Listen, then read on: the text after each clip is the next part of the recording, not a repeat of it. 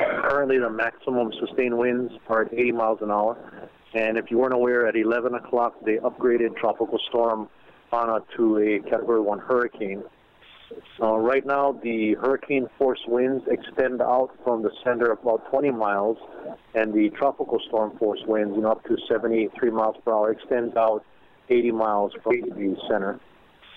So right now, we're conservatively or cautiously optimistic that it will be passing to the south of the island and in a distance that we may not see really hard or substantial impact.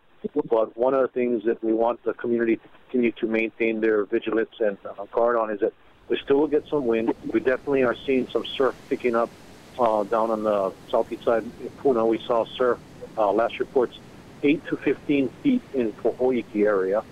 Down in South Point in Punaluu, we're seeing 6 to 8 feet and a little bit higher further south. We are going to be monitoring the surf conditions as it come around the west and how it might affect Kona.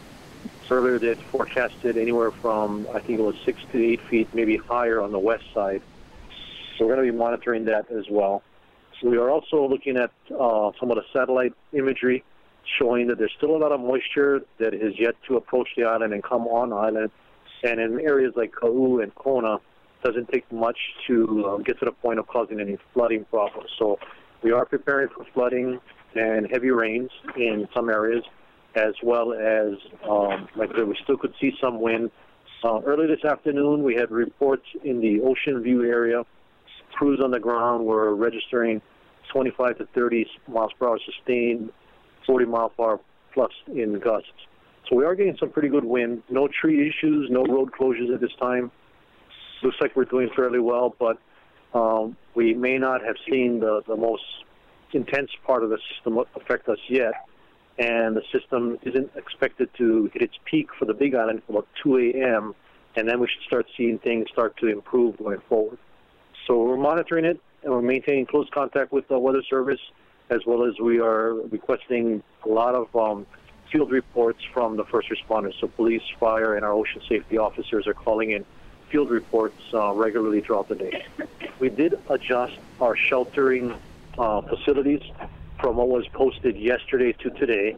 A lot of that had to do with this morning's briefing and what we saw change with the storm. And in consultation with the Weather Service, we basically reduced the number of shelters that were open down to just the 5 that are out there right now, which is the Waikia High School, Kealakehi, Konawaina, the Pahala, and Pohoa schools around the island. And that's based on what was the areas that were forecasted to get some kind of impact. Again, in consultation with the Weather Service, it looked at the Hilo through Hamakua, Waimea, Waikoloa, North Kohala areas would not be seeing a significant impact and may not require us to open up shelters. And as I'm sure you folks have heard from the Red Cross, they're stretched pretty thin, and if we can avoid not taxing their volunteer resources unnecessarily, we'd like to avoid that. And that was part of the reason for we reduced the shelter counts. One is least likely, areas of impact, as well as to minimize taxing the Red Cross. Hey, Daryl, this is Baron Sakia from Hawaii 24/7 again. Last night at the meeting in Pahoa, the mayor had said that Puna Geothermal Venture would be standing down today because of the storm. Do you know if that's still the case? Yes, we actually had a meeting after the weather brief this morning at 8:30, and that was with, the staff from PGV as well as with Halco, and that was confirmed that they are offline. They are maintaining close communication with us on the status of the storm. If it appears as though the likelihood of a wind event that would possibly cause any kind of power line or main transmission line impact, they will basically postpone bringing the plant back online. But as soon as possible, when conditions will allow, they will be bringing the plant back online to provide for the optimal power generation to support the grid island-wide. But for now, they remain offline. That's correct. And do you know if, because of this storm, has that suspended any of the work on Chain of Craters or any of these other places? Now, right now, the county government operations are normal schedule. However, we were prepared to dial back business as usual based on any kind of experienced or seen in the field increases in threats or hazards. At this point, I'm unable to confirm for you that they may have changed the operations down in Chain of Craters, but based on what I just shared, I would think they are operating until such time that the crews down there feel that maybe the conditions have gotten to the point where they should just call it quits. They'll be making that call. Because one of the things that may not be readily, I guess, apparent is the fact that this system will bring possibly thunder showers with electrical activity.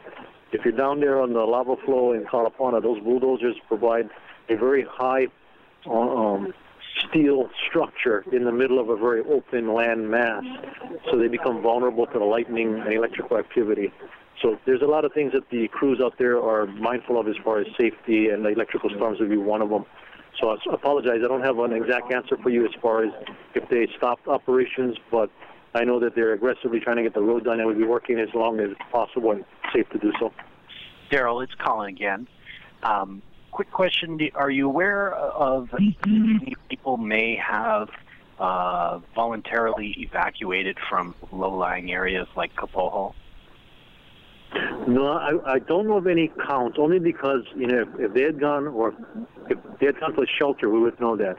Some of them may actually be going to friends, family, and other residents. Many of the Kapoho homes down there may be secondary homes or vacation rentals, etc. But one thing for certain is when the crews were out there yesterday, as well as at the Pahoa community meeting last night, what we got feedback was from the residents was they really appreciated the door-to-door notification.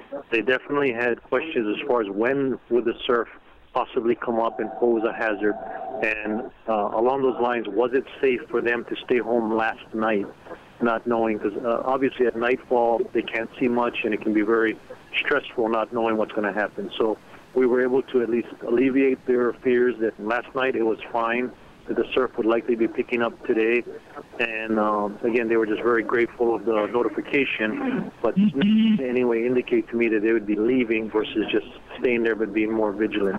So again, apologies, we don't have any numbers as far as people voluntarily leaving the low-lying areas. Hi, this is Baron. Do you know if there have been any rescues or any kind of other incidents because of the high surf? No, as far as I'm aware of, nothing's been reported to our office. We do have, close contact with fire dispatch and police dispatch to check the weather, and we're getting updates from them every 2 hours. I want to say it's kind of like interspersed. So we get every 2 hours they report from police, and then in between the police reports, we're getting fire reports, and neither agency has reported any critical events or incidents. And will you folks be manning the EOC tonight? It's likely they will have at least civil defense staff manning the EOC, not necessarily a full-on activation, just because we'd like to be available for public questions as well as maintain that close situational awareness of what's happening in the field. If things appear to change, that would obviously change the participation in here. We'd be bringing in additional resources and liaisons from the different agencies. But at the very least, civil defense staff will be operating the EOC tonight.